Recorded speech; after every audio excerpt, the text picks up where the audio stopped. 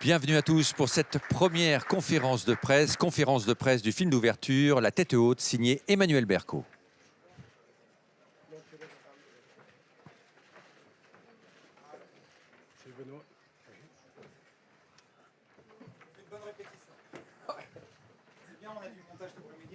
Bonjour. Good morning. Hello. Thank you for coming to attend this first press conference for the 68th Cannes Film Festival. Photographers are requested to take their seats. The press conference is now going to begin. Thank you.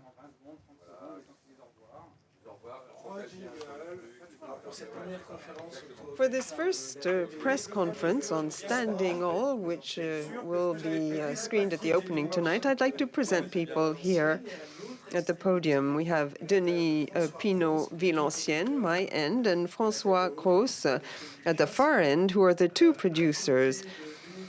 Next to Denis Pinot-Villancienne, we have Marcia Romano, who was co-scriptwriter. On the other side, we have one of the actresses in the film, Sarah Forestier. Next to Marcia Romano, we have Benoît Magimal, who's familiar with Cannes. Next to Sarah Forestier is a young man who's not familiar with Cannes at all. It's his first film, the first time he's attended the festival, Rod Parado. In the middle, we have two actresses and a director who are very familiar with Cannes because they were both practically born in Cannes. Catherine Deneuve with Les Parapluies de Cherbourg and Emmanuel Berco with her short Les Vacances, which won the jury prize in 1997. Welcome back to Cannes. Emmanuel, a first question for you. When the selection of the film was announced, people were somewhat surprised when it was announced it would be the opening film. Yet when one sees the film, one might say, well, what a wonderful choice of a film which pays tribute to people who work in the shadows.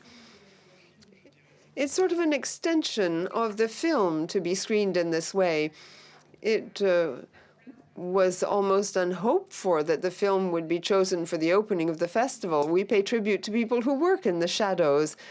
And the film thus has been given a tremendous boost. It's in the highlights. It's wonderful for the film. Catherine, as you said, you attended some hearings in courts to prepare for the film. Why? You weren't accustomed to playing this part? What struck you? What did you think was indispensable for the film?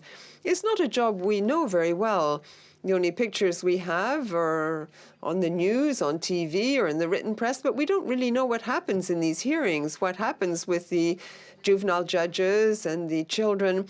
I wanted to see how judges address the children.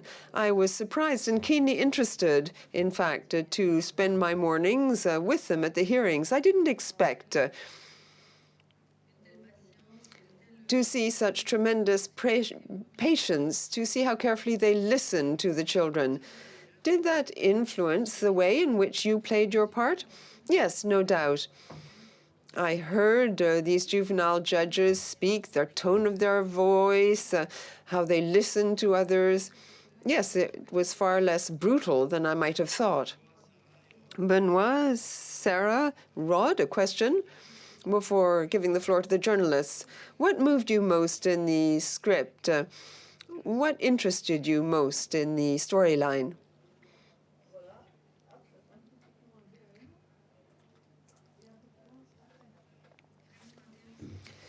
It wasn't what interested me most, really. It's that the script moved me deeply. In fact, I cried when I read the script.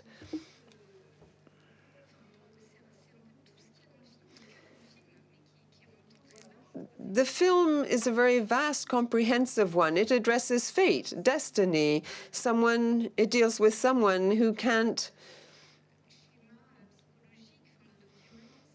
overcome his streak of violence, his psychological mindset. There's tremendous hope in the film. The film really moved me deeply. It touched my heart, not only because of the violence and the harshness of the main character, but the way he manages to change. And that's what really appealed to me in this film, which struck me as very generous. It talks about love and how love can save someone, love and perseverance, the perseverance of other people. Sometimes love can destroy, but in this case, the love of the mother, who's also quite destructive, but there's a tremendous amount of love in the film, the educator, the judge, and that moved me deeply. It's full of humanity. When I read the script, I was really struck, and I like scripts that end well. Often things are very negative, yet here this is a story that really works. You have all these educators and these judges, and their vocation is rooted in the fact that they know sometimes people do amend and change their ways, and it was extremely well written. Rod? What touched me was the story of this boy. It touched me a lot, and I also wept when I read the screenplay. I liked the script, therefore.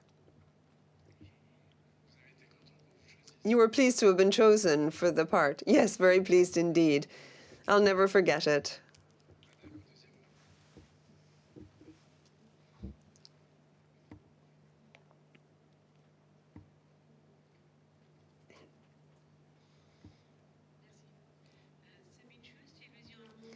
Sabine Schuss, German TV. I have a question for Catherine Deneuve. How did you prepare for this part as a juvenile judge? What must one do to save these kids, these delinquents? What do you think, having played this part in the film? As I was saying, I spent long mornings at the court in Paris to see how these hearings went and to understand things better, and to see this link between these young future adults, these adolescents, and the judges. That helped me a lot. What I find wonderful is that one can sense this is a job one can only do if you have a true vocation. It's very ungrateful. It's very hard. You get the impression that you're making a step forward, you're helping them, and then they do something stupid again. So it's wonderful to see all these people who are there to stretch out a helping hand. What should one do? I don't know. I think the legal system in many countries, and in this country in any event, spends a lot of time with these young people. There are a lot of places which have been set up so that they can lead a more peaceful existence, find some love and affection in life. These children don't talk much. They're locked in themselves, so to speak. They're sort of wild. They know full well that they're on the margins of society. And I think that in France, we do a great deal for them, and that really struck me.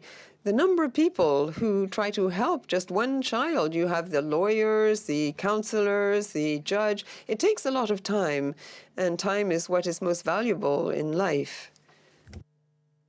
So a great deal is being done to try to help them win some successes, but at the same time, one can't save everyone.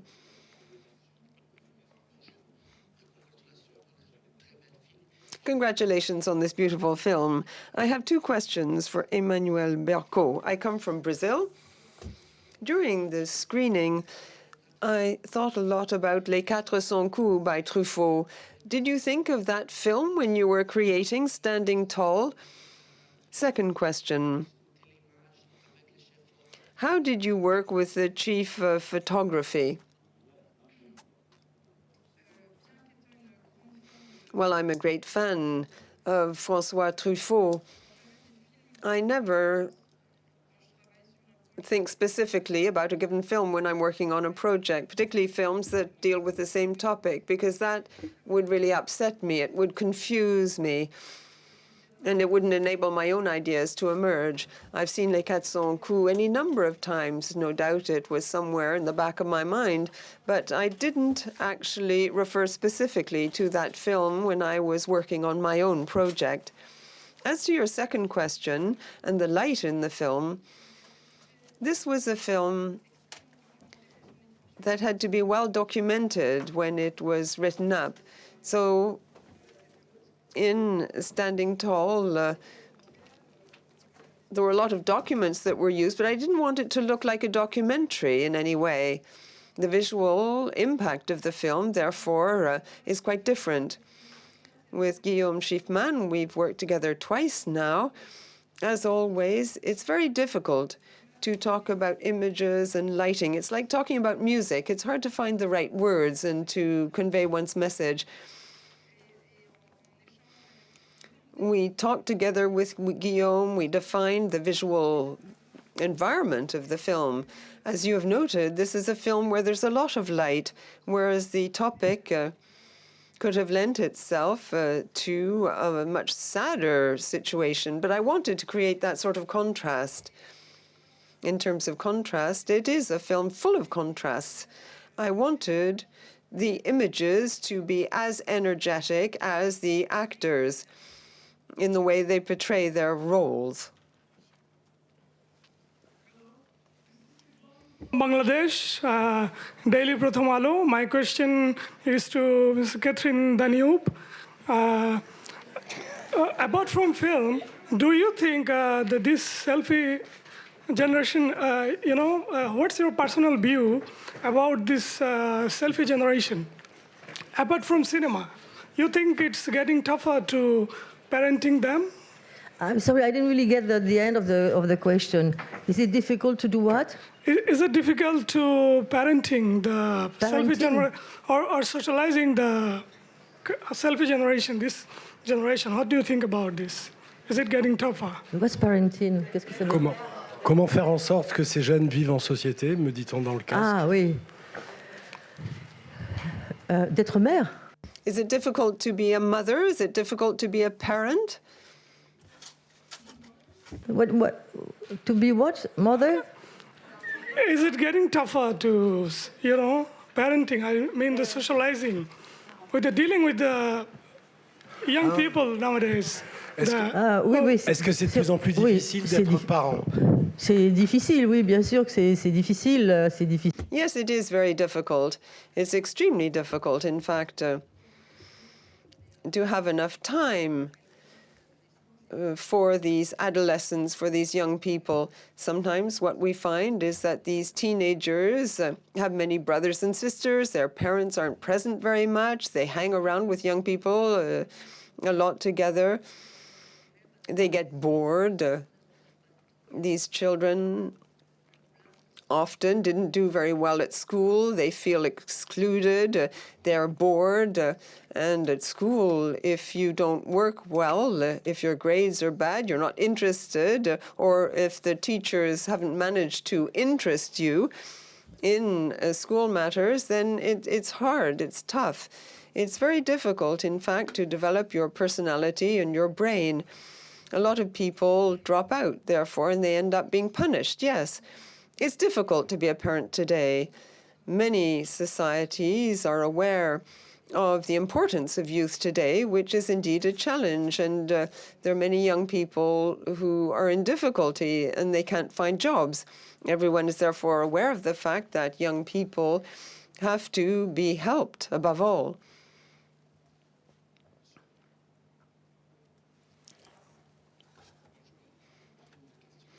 I have a question. I work for German TV. I have a question for Benoît Magimel. I was captivated by your character, the educator, the counselor, and how, in fact, did you prepare for this part?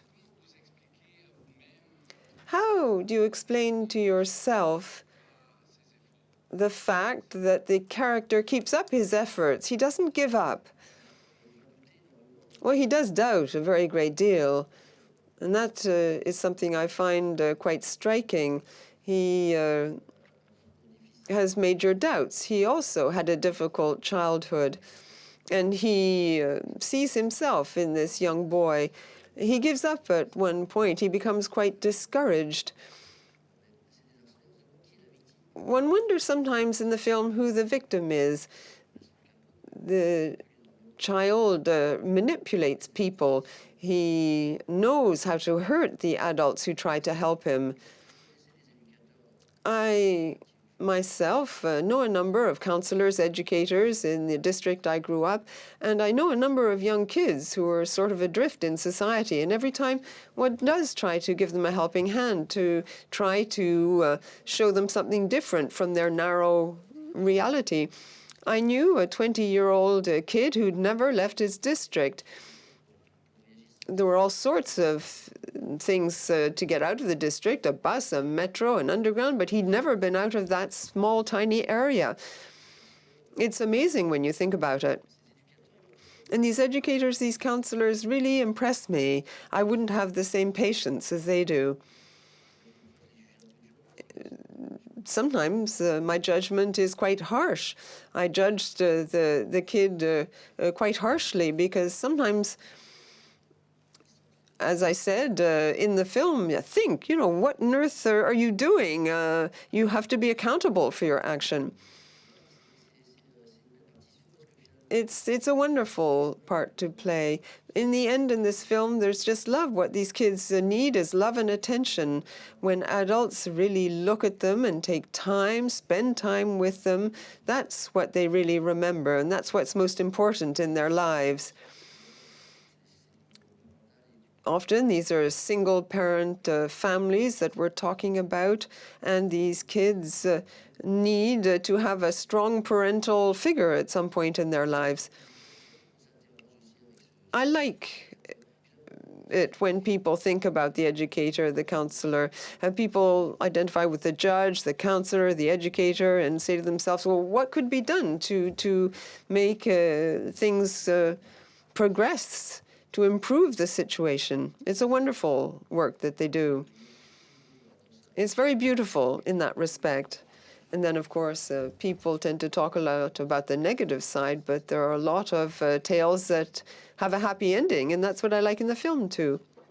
What exactly did you ask me in the question? No, you gave a wonderful answer.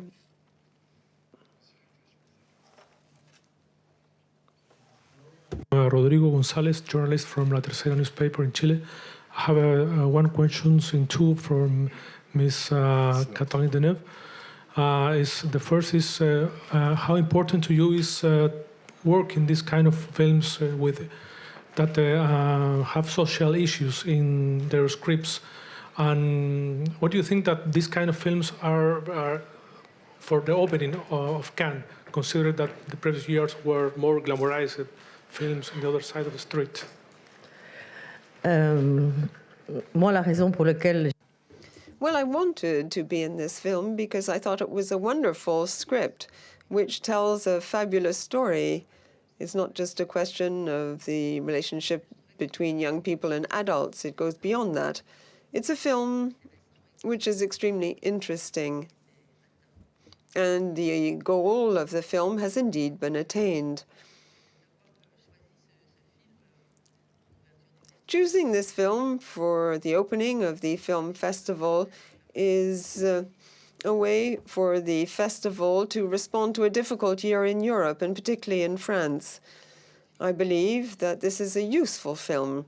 It's a film that talks about a particular destiny, and I thought it important for an international festival like Cannes to open with this film, which is certainly not just a sort of a blockbuster type film. It's an art house film. I have a question for Mrs. Bercot. It's an honor to open the Cannes Film Festival, of course. It's a very powerful film. It's extremely well done. And why is it not in competition? If Thierry Frémaux is in the room, perhaps he could answer that question. I hope he'll tell me once the festival is over. Quite frankly, I don't really know. There were so very many French films that the committee wanted to choose, no doubt. They also wanted to have Standing Tall, to be sure that Standing Tall would be present at the festival. Perhaps this was the solution for them. Had we refused, maybe we would have been in competition. We'll never know, unless Thierry Frémaux tells me one day. No, what I wanted to say is whatever the case may be, I'm very pleased indeed that this film was selected for the opening, and I think it's a great blessing for the film. My name is Ravneet Semi. I've come all the way from Nairobi, Kenya, and I work for the Asian Weekly. My question is to Director Emmanuel. After a very long time, a movie has been directed. A movie has been directed by a female is going to be the curtain raiser has been the curtain raiser for the Cannes Film Festival. So my question is this: what were your immediate thoughts when you heard of it? And secondly, any advice, your words of advice to other female directors?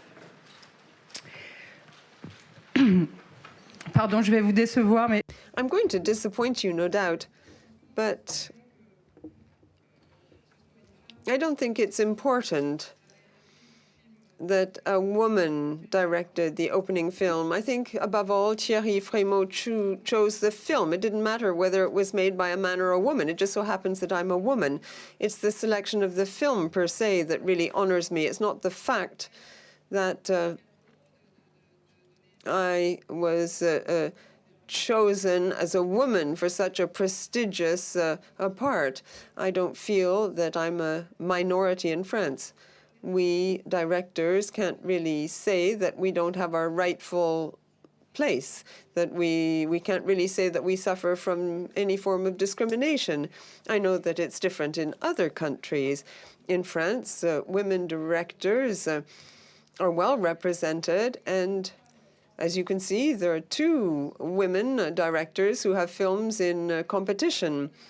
And there are a lot of women directors in France who are emerging, who are coming out of this up-and-coming young generation. In fact, I'd like to follow on this question. You said yourself there are only 2 out of 19 in competition. So is that not a minority of women directors? Question for Catherine Deneuve. What fascinated you in the character of this juvenile judge? How can I put this? It's not a minority. Of course, we're not going to go into the mathematics of statistics. Of course, we are fewer in number in France. 77% of directors are men, and the remainder are women, 33%. So statistically speaking, it's normal for women to be underrepresented. But we're recent in the cinema as women. Now you have women surgeons. There never used to be in the past. So things are working and developing in the right direction. So I don't think that's really an issue. What's important is that the films chosen be beautiful ones. It doesn't matter whether the director is a man or a woman. It will take time, of course, for women to be on an equal standing with men. We have to catch up on 50 years of history, perhaps, we women as directors. Catherine, you asked me what fascinated me. When I read a script, I try to be quite lucid. So fascination, that would mean that I set aside my critical spirit. I just loved the script, and I loved all the characters in the film. It's not just a question of my character. The entire film has to please me for me to accept. I liked the project right away. I worked a year earlier with Emmanuel, and therefore I was very pleased to work with her again. And I'm very happy with the work she does, not just with me, but everybody. There were people in the film who are not experienced actors, who don't have professional training in the area, and I think that's excellent. She has a very sophisticated, well-written script, and therefore she doesn't necessarily have to choose professional actors each time. And this adds a very natural touch. Marcia, Catherine Deneuve has talked about the script. What was most difficult writing the script? Well, nothing was difficult. Emmanuel had very clear ideas. It's easy then to write a script. What was most difficult, as you said, is that we wanted to pay tribute to these people who work in the shadows. Yet we had to remain in a legal setting, in the legal environment. So the characters had to be made lovable. We couldn't follow them in their private lives. We follow them only when they're in their offices at work. That was the most difficult thing. We had to lend them real body and soul, given the setting. And also, they were only seen in the context of the child. That was quite difficult, but it was fabulous as a challenge. This is something you decided on right at the beginning? Yes, from the very outset. Well, no, to tell you the real truth, the film, in any event, well, I owe a great deal to Marcia. My intention was far more Romanesque. And she quickly said to me, well, we have to shoot the film in the offices, in a working environment, in an educational framework. We'll follow the child as he visits the judge, the educator, the counselor, etc. And that was quite a radical stance to adopt, and it lent true meaning to the film, and this became clear. Marcia is extremely modest, but at the same time, I must pay tribute to you. Yes, but you had the 4 characters already. You wanted to tell the tale of this life which depended so much on decisions taken by other people, limiting the film to a very legal environment. Yes, but for me, that appeared obvious, self-evident. Of course, the conclusion is that a screenplay has to be written by 2 people at the same time. The Toronto Star newspaper in Canada. A question for Catherine Deneuve, please. I hope you won't mind if I ask a question about stardom on the opening day of Cannes. About what? About stardom, about celebrities' stardom. I saw an interview, I think, in a British paper, I think it was The Guardian, where you were saying that, I think if I corrected that, you said there's not as many stars in France anymore. Is that true? And would you extend that for the rest of the world, like Hollywood and elsewhere? You see, that's the big problem today. Well, that's really the big problem. Avec les réseaux sociaux et avec... With the social networks, the social media, things are not always kept in context. Things are blown out of all importance and become quite negative. I said there were no longer any stars left because I think there could be stars. It's just that it's the system, it's the media that we have, the social networks, which don't enable people to dream anymore about these people, these stars. The private lives of actors and actresses is displayed around the globe. People even post up their own private photos on these social networks. And I find this a pity. Of course, one can do as one wants in life, but that isn't conducive to dreams. And being a star, well, that entails glamour and secrecy. It's not a question of creating secrecy, but you have to keep some things for yourself. You shouldn't display everything about your private life. But you see so many pictures, so many images, it's hard to keep any degree of mystery. But there could be stars still. I'm Rajesh Kumar Singh from India, represent BollywoodTrade.com. When we watch these festival films outside France, I mean, like in India, if you're watching a French film, we look at it, as a kind of a reflection of the contemporary French society. Now, when I watched this film, I realized that, we see these characters. So are these characters represent the contemporary French society, or these are the exceptional characters and exceptional situations and exceptional stories? This question is addressed to the writer and the director.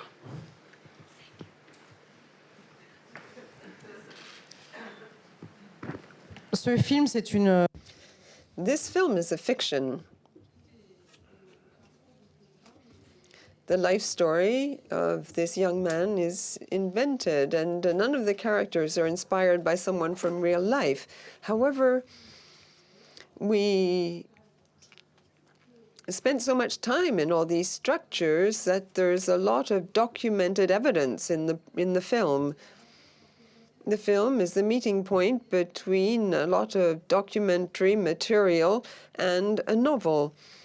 It's quite poetic, the film as well. I didn't want the film to be a pure documentary. You could have all these scenes in the judge's office, for example, and in these educational centers, and that's what really happens in those places.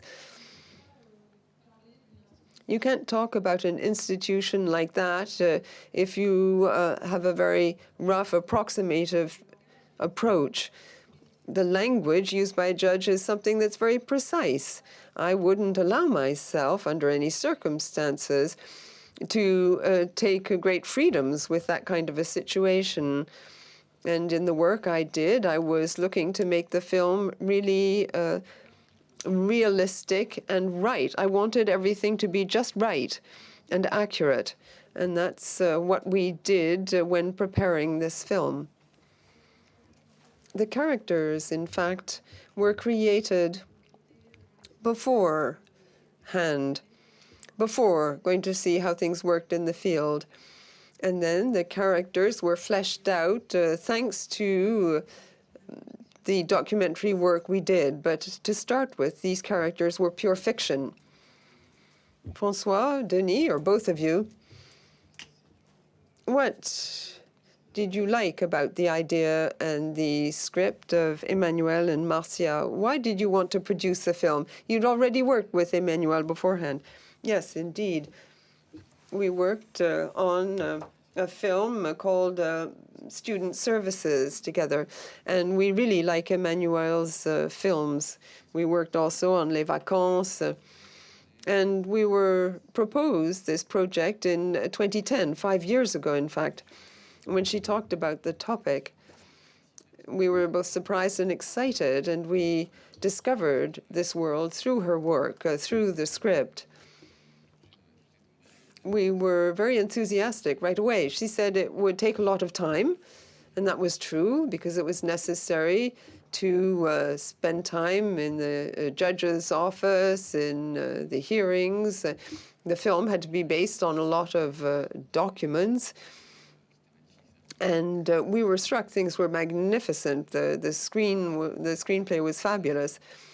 Emmanuel and Marcia work well together. They're very demanding. They have a very powerful form of writing. They always want to go a bit further, to work even more on the characters. They also wanted to have a sort of a Romanesque dimension to the script. And it was a great joy to work on the film. When we started to get other people to read the script, we realized that our enthusiasm was fully shared by people in our profession. So it was most gratifying. We didn't have to fight to convince partners. Everyone wanted to join forces on this project. And it was a very new topic, an uncommon topic to address. So it was wonderful working on it. We knew Emmanuelle as a directress, and she is very talented. She's very demanding on the set. Then the actors came, and we were very pleased also. Pasternak, Polish edition of Newsweek magazine. I have a question to Mrs. Berkot. I want you to tell us a few words about how did you find this impressive young actor sitting next to you right now. I am talking about Rod. I was really impressed by his role. And a question to Rod. Do you see something in common with the character you played? And did you plan to become an actor before? And did it change? I mean, do you want to be an actor now?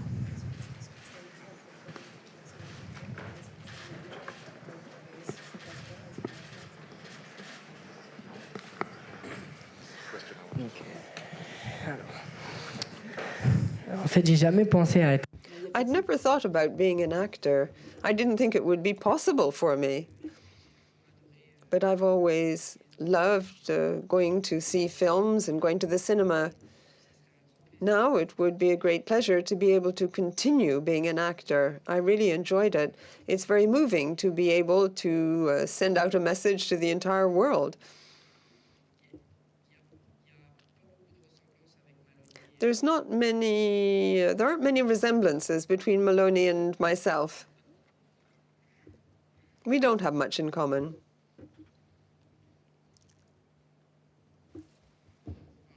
Baz Bammy Boy from the Daily Mail. Hi, this is a question also for the young actor, Rod.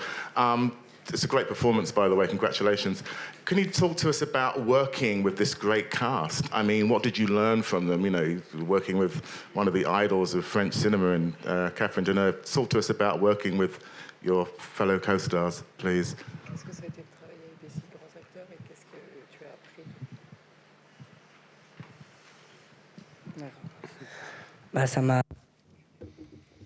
Well, it was a great pleasure to work with such great actors.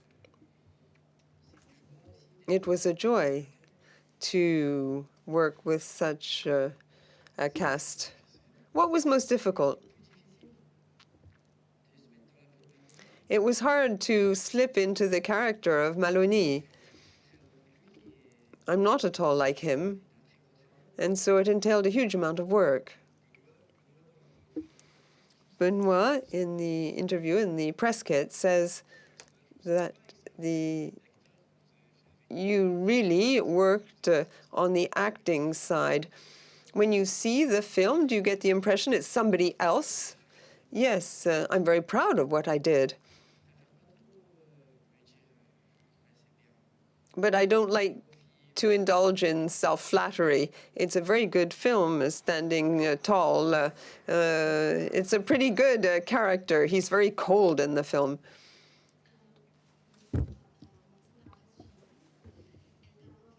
Congratulations on this film. I was deeply touched when I watched it. I have a question to Emmanuel Bercot. The end of the film, the last images, focus on the court and the French flag. That's very symbolical for me. Why did you choose this to be the last image in the film? I have a second question for Rod. As you just said, what's most difficult for you was to embody the character. How did you manage? Because you really play the part extremely well. Well, as to the end of the film, this was not premeditated in any way. The film wasn't supposed to finish in that manner necessarily. We were just filming Maloney, who is going through the court, and then he leaves the building. We see him from the back. Technically speaking, this was very difficult to shoot. And when I finished shooting that part, I thought to myself, well, maybe I'll have to go around and shoot him from the other direction. And then Rod disappears from the image. And therefore, the camera was still facing the court before we stopped filming. The film tells the tale of Maloney, and it also tells the tale of an institution which is really highlighted in the film. The idea was to say, well, there's Maloney. He's left the film. You don't see him anymore. We don't know what's going to happen. But work continues within the court, and there are other children, other kids, other adolescents who still need people to help them. And there are other destinies, and not just of Maloney. As to the French flag, well, I obviously didn't ask the person in charge of the set to put a French flag up there. It was just there. I could have removed it, of course. But I liked the fact that the film finishes with the image of the French flag while children are playing on the steps, because the legal system for minors in France is a special one. It's one of the real strong points of the country, and I'm quite happy to say this in the last part of my film.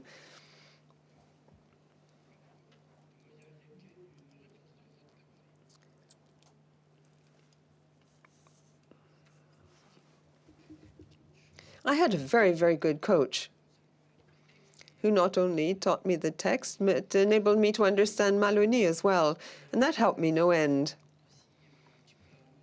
It's thanks to me as well, but that doesn't really count.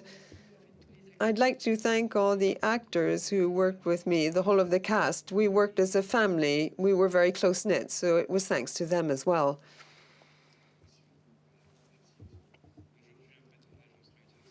Reuters?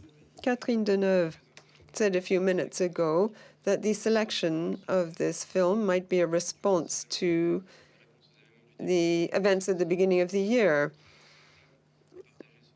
Does Emmanuel Berco or do others share this viewpoint? The film portrays a lot of love and the work of the legal system. Is that also a response to the events that occurred at the beginning of the year? Well, of course, the film is not linked per se to events that occurred at the beginning of the year. It was shot before that. But I wouldn't say there's no link between what you see in the film and what happened at the beginning of the year. I can give you my own personal viewpoint, because you've referred to what happened at the beginning of January, the young people who conducted these terrorist attacks. They all had very difficult childhoods, which are familiar to what happened to many children and young people I saw in the judge's office and in the hearings at court. They no doubt went through centers like Maloney does in the film. The film talks about education, and it says that education is a fundamental right of all children. When the family cannot provide this education, it's up to society to do so. Personally, I believe that no child is born nasty, a criminal, barbaric, and if a child becomes so, it's because that child hasn't been fortunate enough to get the education that other children have received, other children who had a happier upbringing. I'm not talking about social background per se. What I'm trying to claim is that there is some kind of a link between the film and the events that took place.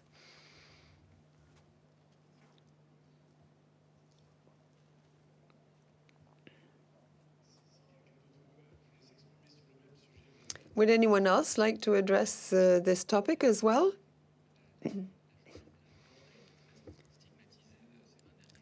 Over the last 20 years, there's been a lot of criticism of young delinquents who have been described in rather unflattering terms.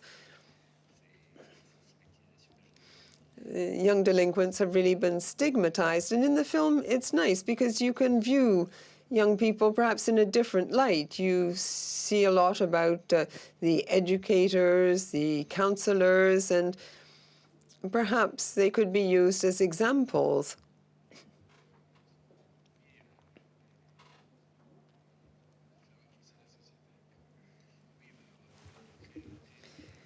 The idea is to recreate these broken links with these young people so everyone can live happily together.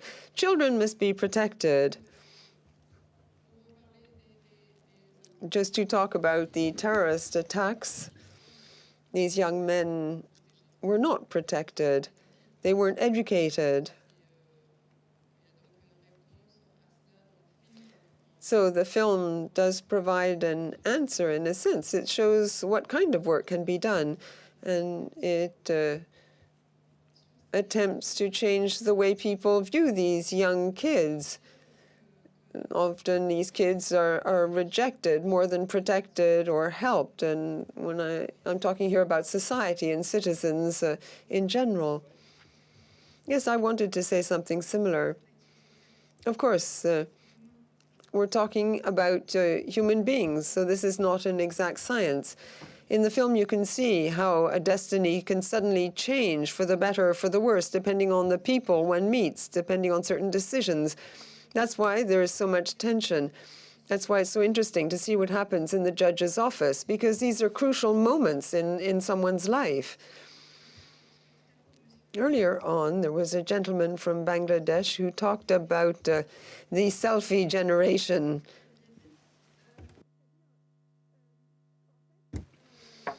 Indeed. What occurred to me is that self-esteem is very important. We talk about loving other people, but one needs to love oneself.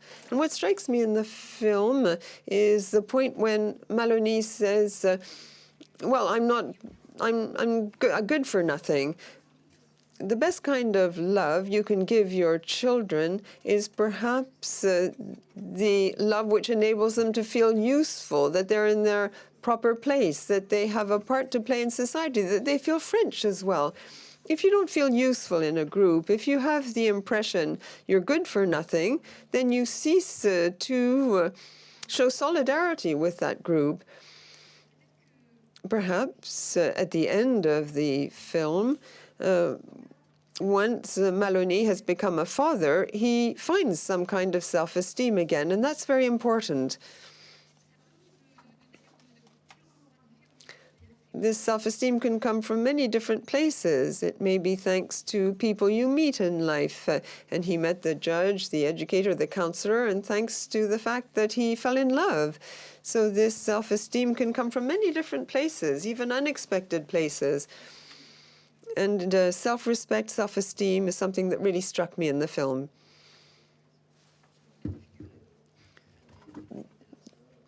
One can rob while having great self-esteem. I think you can rob a bank while loving yourself a lot. And this kid, his problem is that he doesn't like himself. And he's even a bad guy. He doesn't have any future in his world of crime. You can see all sorts of kids like that who are not necessarily adrift in society, but who are going to end up living a life which may not be the one they really want. But he's totally lost, and he quite frankly needs to be helped and saved, and that's not the case of everyone. There's a difference between real self-esteem and ego. And just to revert to the selfie generation, that is the real difference. To have deep-seated self-esteem is something very different from making money. And you can also lie to yourself. You can believe that you're very happy, but you aren't, in fact. You don't feel that you really exist.